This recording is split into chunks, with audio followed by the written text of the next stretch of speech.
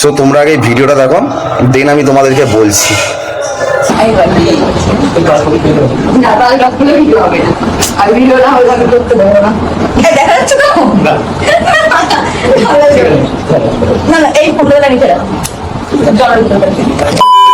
ফেসবুকে তোমরা নিশ্চয়ই দেখতেই পাচ্ছ, শফিক এবং শফিকের গার্লফ্রেন্ডের একটা প্রাইভেট ভিডিও লিক হয়ে যায়।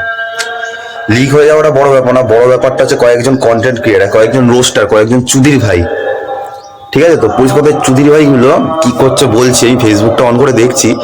দেখো, একটা পরিষ্কার কথা হচ্ছে, একজন গার্লফ্রেন্ড বয়ফ্রেন্ড যদি দুজনেরই মতামত থাকে, ওরা একটা কোয়ালিটি টাইম, ওদের প্রাইভেট টাইমের একটা ভিডিও রেকর্ডিং করতেই পারে, ওটা ওদের ইচ্ছা মতো। ওটা ভাইরাল হওয়ার ব্যাপারটা পরের কথায় আসছি, ওটা পরের ভিডিওতে বলবো ভাইরাল হওয়ার কথাটা। আমি রোস্টারগুলো আর কন্টেন্ট ক্রিয়েটারগুলোকে বলছি, ওরা কি করছে, ওরা কি ভাল লাগছে ভাই, সেই তার একটা ভিডিও, তোমার কি লিঙ্ক চাই, ইনবক্স করো। মানে ওরা কি, তোরা কি ভাই বোকা চোদা আছিস রে? এটা যদি তোদের আজকে বোন হতো, মা হতো, বা তোরই নিজের বউ হতো, তখন তুই কি করতিস? না তুই বোকা চোদা তোরা। তোরা মানে কয়েকটা এঙ্গেজমেন্ট, ভিউজ, লাইক, কমেন্টের জন্য তোরা নিজেদের মনুষ্যত্ব বিক্রি করে দিলি। তোরা ভিডিওটাকে আরো বেশি পাচার করছিস। তোদের মতো চুদির ভাইগুলোকে না কেলিয়ে মারা উচিত, এই দেশ থেকে তাড়ানো উচিত। লজ্জা হয় না তোদের?